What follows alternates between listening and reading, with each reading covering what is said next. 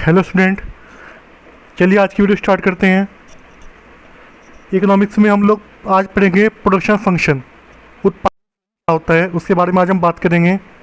देखिए आप लोग सबसे पहले जो मैंने ये पेज खोल रखा है इसको आप कॉपी कर लीजिए, जितना भी इसमें लिखा हुआ है इसको आप कॉपी कर लीजिए, ठीक है। फिर इसको समझना है, इसको वीडियो को आप पॉज करके पहले आप कॉपी कर लीजिए। चलिए समझते हैं क्या होता है उत्पादन फलन। देखिए सबसे पहले हम इसमें दो टर्म्स पढ़ेंगे, शॉर्ट टर्म और लॉन्ग टर्म। इसमें हम पहले दो टर्म्स पढ़नी है, शॉर्ट टर्म और लॉन्ग टर्म। शॉर्ट टर्म जैसे आप जानते हैं कि अल्पकालीन यानी कि कुछ कम समय के लिए, छोटे समय के लिए। लॉन्ग टर्म यानी के लिए दीर्घकालीन, लंबे समय के लिए।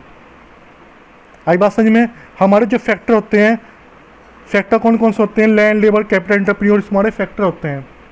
यहाँ हम उसी की बात करेंगे। यहाँ फैक्टर से मतलब है आपका लैंड, कैपिटल, एंटरप्रेन्योर, ये सब चीज़ें फैक्टर में आएंगी। जो भी आपकी चीज़ें प्रोडक्शन में इंक्लूड होती हैं, प्रोडक्शन करने में जो भी चीज़ें आपकी इंक्लूड होती हैं वो सब इसमें आएंगी। रॉ मटेरियल हो, प्रोडक्शन रॉ मटेरियल हो, कैपिटल हो, एंटरप्रेन्योर हो, लैंड हो, सब चीज़ें हम इसमें काउंट करेंगे। आप समझते हैं यहाँ पे लिखा हुआ है शॉर्ट टर्म। शॉर्ट टर्म की बात करते हैं, लिखा है ना short term. Short term some factor are variable and some factor are fix. Short term में क्या होता है, जो आपके दो तरह के फैक्टर होते हैं, फिक्स और वेरिएबल। फिक्स फैक्टर कौन से होते हैं? जो फिक्स रहते हैं, जो चेंज नहीं होते, या मैं ऐसे कह सकता हूँ जो जल्दी चेंज नहीं होते, यानी कि जो शॉर्ट टर्म में चेंज नहीं होते वो फिक्स रहते हैं। जैसे और जो वेरिएबल क्या होंगे? जो चेंज हो जाते हैं। जैसे समझते हैं लैंड है, देखो लैंड आपकी फिक्स फैक्टर होती है। शॉर्ट टर्म में क्या होगा? अगर आपको देखो समझो, आपकी एक फैक्ट्री लगी हुई है, कंपनी लगी हुई है, आप वहाँ प्रोडक्शन कर रहे हो। उस फैक्ट्री में क्या कर रहे हो? प्रोडक्शन कर रहे हो। आपकी जो कैपेसिटी है उस फैक्ट्री की, जो उसमें मशीन प्लांट लगे हुए हैं, जिस प्लांट की कैपेसिटी है वो कितनी है? सपोज करो 10,000 यूनिट है। कितनी है? 10,000 यूनिट जो कैपेसिटी है उस प्लांट की। और आप बना रहे हो 6,000 यूनिट, जो आप प्रोडक्शन कर रहे हो 6,000 कर रहे हो। आपको 15,000 यूनिट प्रोडक्शन करना है, लेकिन आप कितना कर सकते हो? मैक्सिमम जितनी उसकी कैपेसिटी होगी प्लांट की। प्लांट की कैपेसिटी कितनी है? 10,000। तो आप कितना प्रोडक्शन कर सकते हो? 10,000 तक का। आपको करना कितना है? 15,000 करना है ना। तो यानी कि क्या होगा, अब आपको लैंड का साइज़ बढ़ाना पड़ेगा, आपको मशीन का साइज़ बढ़ाना पड़ेगा, प्लांट आपको बड़ा करना पड़ेगा। यानी कि प्लांट आपको क्या करना पड़ेगा? इंक्रीज करना पड़ेगा। आई बात समझ में। और लैंड कैसा फैक्टर है? लैंड आपका फिक्स फैक्टर है, इसका आप ईजिली चेंज नहीं कर सकते। लैंड को अगर आपको चेंज करना है, अगर आपको नया प्लांट लगाना है, तो आपको देखा होगा आप लोगों ने कि जैसे बड़ी बड़ी कंपनी लगती है, इंडस्ट्री लगती हैं, तो वो प्लांट लगाने में ना काफ़ी साल लग जाते हैं। आप भी देखते रहते होंगे कि काम चल रहा है कि अभी भाई वो, जैसे आपके कुछ जानकार होंगे, अगर आपने सुना होगा कोई आपके यार दोस्त हों कि भाई मैंने अपना प्लांट लगाया है इस चीज़ का, मेरा प्रोडक्शन ये होगा, तो वो कहते हैं कि भाई मेरे को तो वहाँ पर बनते मतलब वो प्लांट लगाते 1 साल 2 साल ऐसे हो गया। तो काफ़ी लंबा टाइम लग जाता है प्लांट लगाने में। तो वो कैसा है? फिक्स फैक्टर है। लेकिन जो आपकी लेबर होती है, लेबर आपकी कैसी होती है? Variable factor. कैसी होती है? Variable factor. क्यों? लेबर को तो आप आज चाहो आज ही लगा लो, आज चाहो उसको हटा सकते हो। आपको 2-4 दिन में लेबर मिल जाएंगी। अगर आपको लेबर की आवश्यकता है, मान लो आपको प्रोडक्शन ज़्यादा करना है, तो आपको लैंड भी बढ़ानी पड़ेगी, मशीन का प्लांट साइज भी बढ़ाना पड़ेगा, और आपको लेबर भी बढ़ानी पड़ेगी। तो लेबर तो आप ईजिली इंक्रीज कर लोगे, बट प्लांट साइज को आप ईजिली इंक्रीज नहीं कर पाओगे। तो इसलिए जो लेबर होती है वो क्या होती है? वेरिएबल फैक्टर होती है। और जो आपकी लैंड होती है, यानी कि जो प्लांट का साइज होता है, जो प्लांट होता है, वो क्या होता है? फिक्स फैक्टर होता है। ये बात समझ में आई? तो शॉर्ट टर्म में क्या होता है, आप लोग समझ गए ना फिक्स फैक्टर क्या होता है? आपके समझ में आ गया फिक्स फैक्टर क्या होता है? फिक्स फैक्टर जैसे आपकी लैंड हो गई, ठीक है, जिसको आप इजीली चेंज नहीं कर सकते, आपको काफ़ी लंबा समय लगेगा चेंज करने में। और वेरिएबल फैक्टर क्या होगा? जैसे आपकी लेबर हो गई, लेबर को आप इजीली चेंज कर सकते हो। अब बात करते हैं लॉन्ग टर्म की, क्योंकि हमारे 2 टर्म होते हैं, शॉर्ट टर्म और लॉन्ग टर्म। मैं इसको शॉर्ट टर्म और लॉन्ग रन भी कह सकता हूँ, आप इसको लॉन्ग रन ही बोल सकते हैं। इसमें क्या होता है? ऑल फैक्टर और इनपुट, आप फैक्टर को इनपुट भी कह सकते हैं, आर वेरिएबल। यानी कि जो आपके फैक्टर होते हैं लॉन्ग रन में, वो सब कैसे हो जाते हैं? वेरिएबल हो जाते हैं। यानी कि आप लॉन्ग रन में सबको चेंज कर सकते हो। देखो आप प्लांट के साइज को भी, यानी कि लैंड को भी आप चेंज कर सकते हो लॉन्ग रन में। जब आपको काफ़ी लंबा समय मिल गया, आपको 2-3 साल मिल गए, तो आप आराम से अपना प्लांट बड़ा नहीं कर सकते हो, आराम से बड़ा कर सकते हो, और लेबर तो आपको मिल ही जाएंगी। लेबर तो आप शॉर्ट टर्म में चेंज कर सकते हो। तो उसका मतलब क्या हुआ, शॉर्ट टर्म में आप वेरिएबल फैक्टर और फिक्स फैक्टर दोनों चेंज कर सकते हो। और लॉन्ग रन में जितने भी आपके फैक्टर कैसे होंगे, फिक्स होंगे, वो कैसे हो जाएंगे, वेरिएबल हो जाएंगे। यानी कि आपके शॉर्ट टर्म में जो आपके फैक्टर होते हैं वो दो तरह के होते हैं, कुछ फैक्टर फिक्स रहते हैं, कुछ आपके वेरिएबल हो जाते हैं। लेकिन लॉन्ग रन में आपके जो दोनों फैक्टर हैं आप उनको वेरिएबल कर सकते हो, ऑल फैक्टर आर वेरिएबल। अब बात करते हैं 3 टाइप ऑफ स्केल। अब इसके 3 टाइप के स्केल होते हैं, कौन कौन से, इंक्रीजिंग रिलेटिव स्केल, कांस्टेंट और डिक्रीजिंग। ये आप देख रहे होंगे, इंक्रीजिंग रिलेटिव स्केल, कांस्टेंट और डिक्रीजिंग, ये 3 स्केल होते हैं। समझते हैं कैसे। देखिए मैंने यहाँ पे एक टेबल बना रखी है, ये टेबल देखिए आप लोग, इसमें आपको लेबर है, एक कॉलम आपका एमपी का आएगा,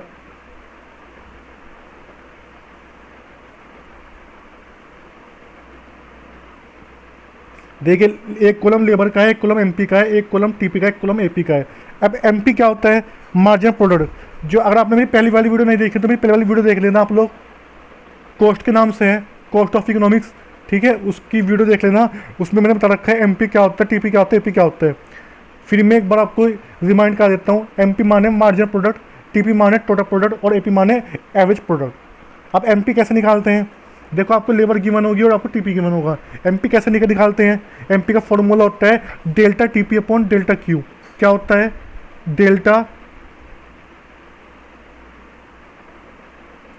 delta TP upon delta Q. मैंने यहाँ पे ऊपर लिख भी रखा है,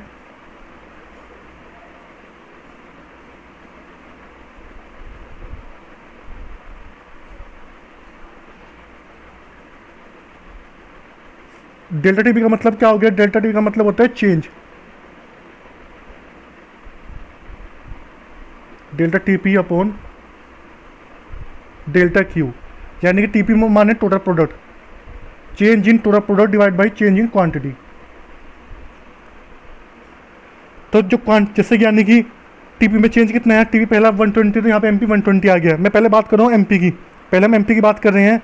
अब देखो टीपी आपका चेंज हुआ 280 हो गया, तो 280 माइनस 120, लेबर में चेंज कितना आया, लेबर 2 से 1 आपकी 2 हो गई ना 1 से, तो 2 माइनस 1 तो कितना आ गया 160 आ गया। 280 माइनस 120 कितना आ गया 160 आ गया। और डिवाइड बाई क्वांटिटी में चेंज कितना है, यानी कि लेबर में। यहाँ क्वांटिटी का मतलब किससे आएगा, लेबर से।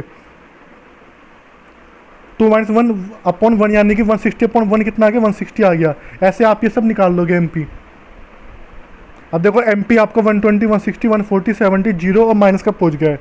टीपी आपको गिवन होगा। एपी कैसे निकालते हैं आप लोग, एपी का फॉर्मूला क्या होगा, टीपी अपॉन क्या होगा, एपी का फॉर्मूला टीपी अपॉन क्यू।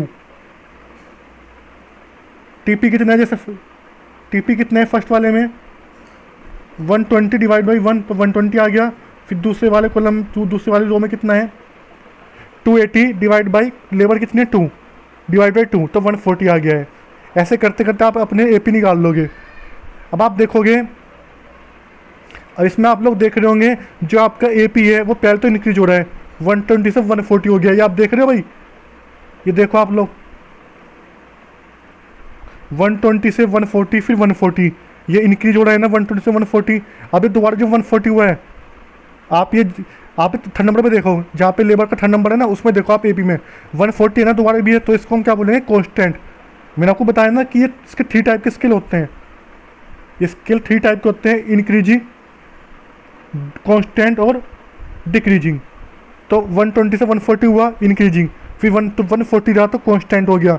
उसके बाद एक घटना शुरू हो गया है 122.5 98 80, यानी कि डिक्रीज होना शुरू हो गया है। तो 3 स्केल आ गए इसमें। अब इसमें हम ग्राफी बनाते हैं, चलो आगे समझते हैं। अब कंडीशन कौन कौन सी होती है, कंडीशन समझ लो आप लोग। When MP is more than AP, AP rice. देखो जब एमपी क्या है, एमपी 120 है और एपी 120 है, एमपी 160 है, एपी कितना है 140 है, यानी कि when MP is more than, when MP is, मैं फर्स्ट कंडीशन की बात कर रहा हूँ। फर्स्ट कंडीशन में क्या लिखा है, when MP is more than AP. अब देखो एमपी क्या है, एमपी यहाँ पे मोर देन है किससे, एपी से। एमपी कितना है 160 है, एपी कितना है सेकंड कॉलम में 140 है, तो मोर देन है ना। तो क्या हो रहा है, एपी बढ़ता जाने लग रहा है। देखो AP 120 से 140 हुआ, फिर 140 हो रहा है। सेकंड की बात करते हैं, सेकंड में केस में क्या हो रहा है, when MP is less than AP। जब MP क्या हुआ, देखो AP से लेस देन हो रहा है। यहाँ पे देखो आप फोर्थ वाले कोड में देखो, MP कितना है 70 है, AP कितना है 122.5 है, MP कितना है 70 है, और AP कितना है 122.5 है, यानी कि MP कम है AP से, तो यानी कि सेकंड कंडीशन अप्लाई हो रही है। When MP less than AP then AP fall. देखो AP भी घटने लग रहा है, AP 140 से 122.5 हुआ। तीसरी कंडीशन क्या कहती है, when MP is equal to AP। जब MP किसके इक्वल है, AP के इक्वल है। देखो आपका थर्ड केस, देखो थर्ड केस में 140 आपका MP 140 है और AP भी 140 है, तो उस केस में क्या हो रहा है, MP comes to maximum, MP अपने मैक्सिमम पे पहुंच गया है। When MP is equal to AP, देखो MP AP के इक्वल है ना, then MP come to its maximum. आई बात समझ में, इसको हम कॉन्स्टेंट ही बोल देंगे इस स्टेज को। तो ये लिखा हुआ है MP कम्स मैक्सिमम, ब्रैकेट में लिख दो कॉन्स्टेंट। अब आगे बात करते हैं relationship between MP and TP। अब दोनों में कौन कौन सी रिलेशनशिप होगी वो समझते हैं। वेर MP इज राइजिंग या increasing then TP increasing at increasing rate. देखो जब आपका MP बढ़ेगा तो आपका TP बढ़ेगा, MP बढ़ेगा तो TP बढ़ेगा, किससे, इंक्रीजिंग रेट से बढ़ रहा है। देखो 120 से 180 हो गया, तो वो 280 हो गया, देखो कितना तेज बढ़ा।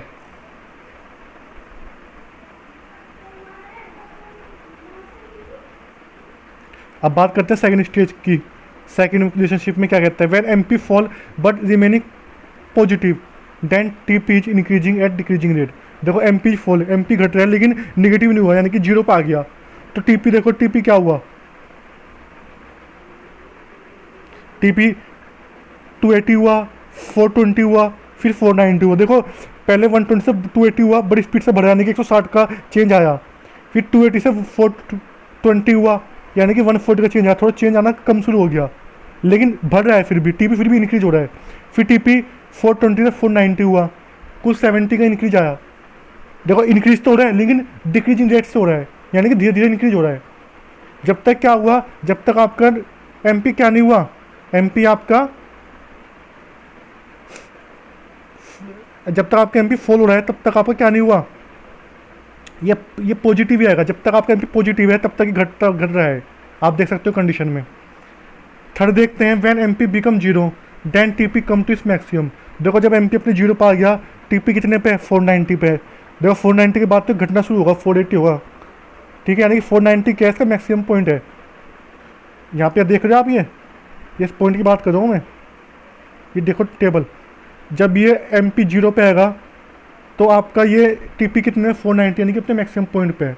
तो थर्ड स्टेज आपकी हो गई है, when MP become zero then TP come to its maximum. Fourth stage क्या कहती है, फोर्थ वाली पढ़ो, when MP become negative TP start to decline. जब MP क्या हुआ, MP become negative TP start to decline. देखो जब MP क्या हुआ, निगेटिव हुआ, जब आपका MP क्या हुआ, ये स्टेज देखो लास्ट वाली, जब आपका MP निगेटिव हुआ तो TP क्या हुआ, घटना शुरू हो गया, TP क्या हुआ, 490 से 480 आ गया। तो फोर्थ स्टेज भी हमारी क्या हो गई, अप्लाई हो गई, when MP become negative TP start to decline. ये आप नोट करते रहें, इसको आप नोट कर लें।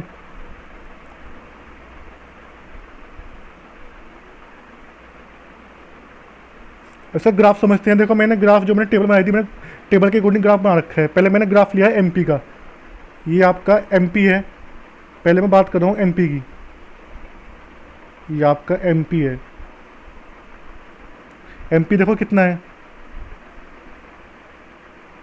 MP आपका 120 है, 1 पे 2 पे 160 है। देखो 1 पे कितना हो गया, MP है 160, 2 पे 140, 120 160 140। देखो ये आपका 1 पे हो गया आपका ये 120, ये वाला पॉइंट, ये वाला पॉइंट।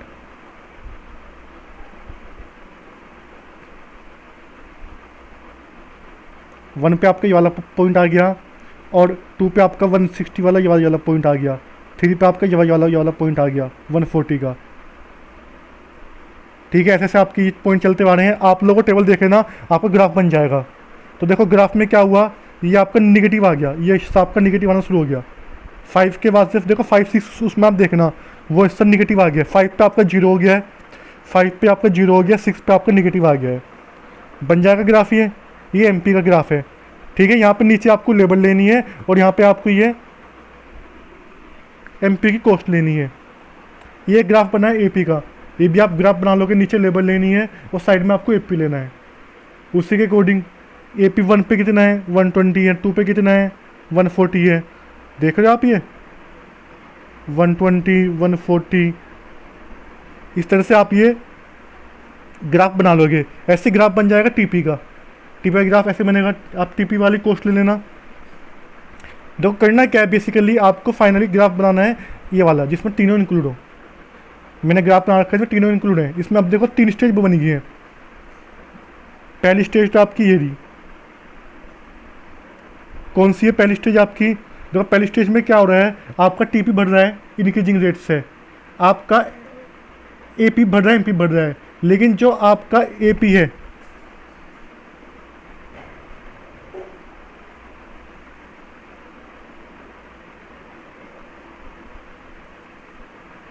आप देख रहे होंगे, जो आपका ये एपी है एमपी को काट रहा है। फर्स्ट स्टेज में क्या होगा, एपी एमपी को काट रहा है। देखो ये देखो दिख रहा है आपको, ये कटा हुआ जो मैंने राउंड बनाया है, देखो ये काट रहा है एपी एमपी को।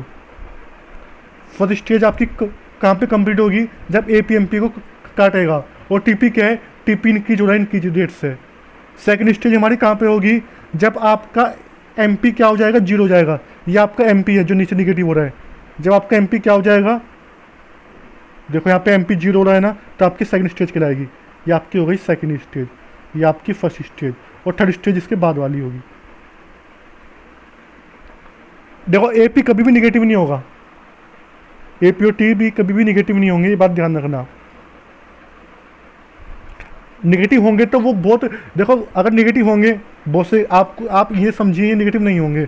अगर मैं आपसे एम में इकोनॉमिक्स के लेवल पर बात करता हूँ तो बात लगे, फिर तो हम बहुत हाई लेवल पर पहुँच जाएंगे। अब भी आप समझिए दोनों निगेटिव नहीं होंगे, ओनली एमपी निगेटिव होता है।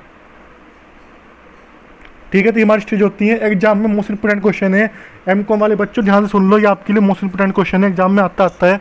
और बी कॉम वालों आप भी सुन लो, और जो बच्चे 11th क्लास में वो भी सुन लो, ये क्वेश्चन इंपॉर्टेंट है। ये तीनों स्टेज आपके एग्जाम में आती हैं, इसको अच्छे से समझ लो। मैं आपके सामने एक बार दोबारा फिर रिपीट करता हूँ, ध्यान से समझ लो आप इसको, स्टेज को। इसमें आपका मैंने ये ग्राफ मैंने आपको समझाया, ग्राफ तीनों आपको कंबाइन करने हैं। ये जो मैंने ले रखे हैं, ये मैंने आपको टेबल बना के दे रखी है। ये टेबल मैंने यहाँ से लिया है, ये मैंने इस टेबल से लिया है। इस टेबल के अकॉर्डिंग को मैंने इसको फिगर लिए हैं। ये लेबर नीचे लोगे, यहाँ पे आप कॉस्ट लोगे, तीनों को एमपी एपी टीपी तीनों की कॉस्ट लोगे, आप तीनों ग्राफ बना दोगे। ये मैंने तीनों कंबाइन कर दिए हैं, एमपी एपी और टीपी, एमपी एपी और टीपी मैंने तीनों कंबाइन कर दिए हैं। समझ रही है बात आप?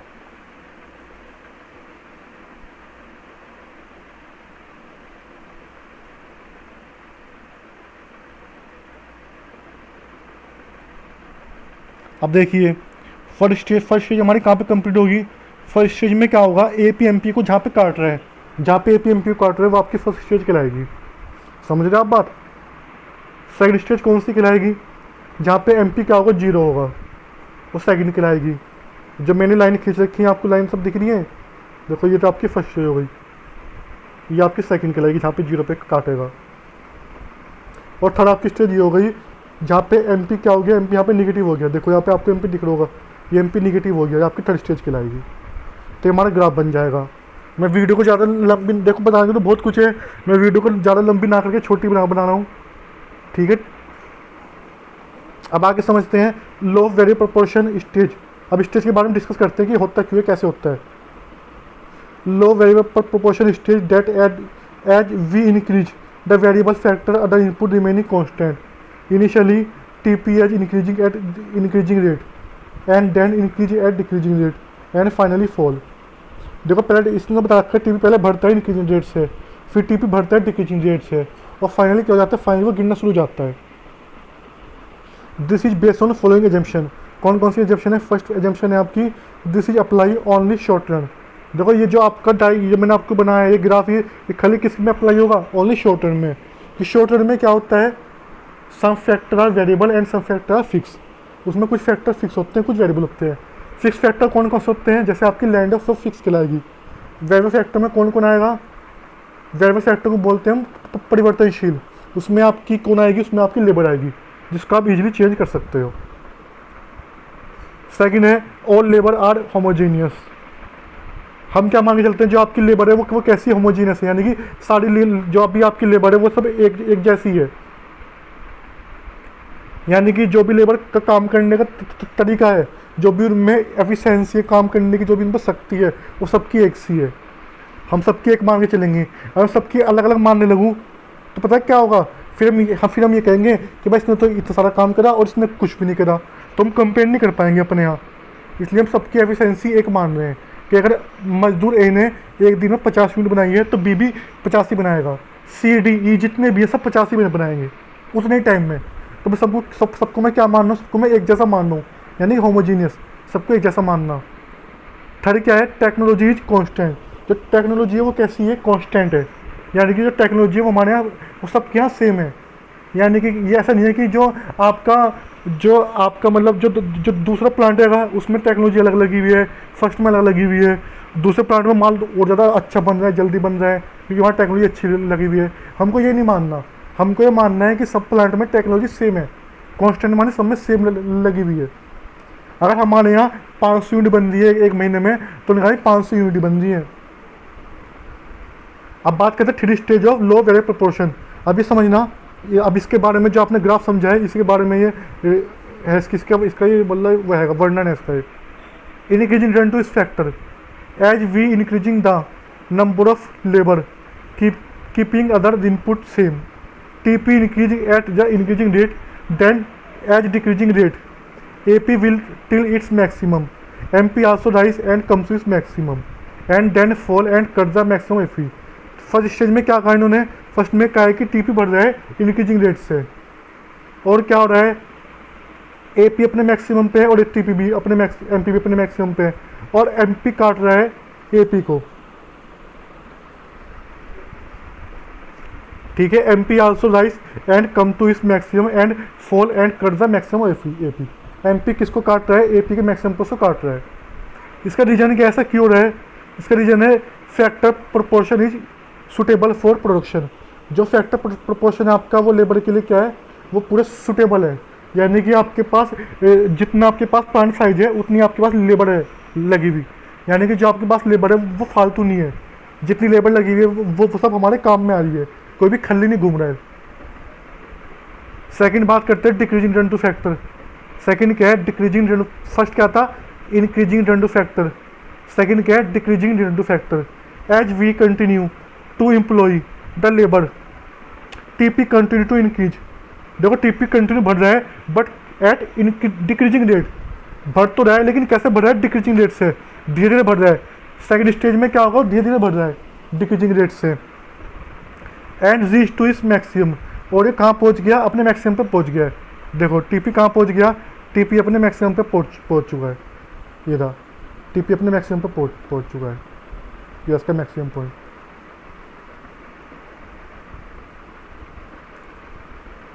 AP start to decline. देखो एपी क्या हो गया, एपी क्या हो गया, एपी डिक्लाइन होना शुरू हो गया है। ये देखो आप एपी कैसे घट रहा है, एपी देखो इस सेक्शन में घट रहा है नहीं यहाँ पे।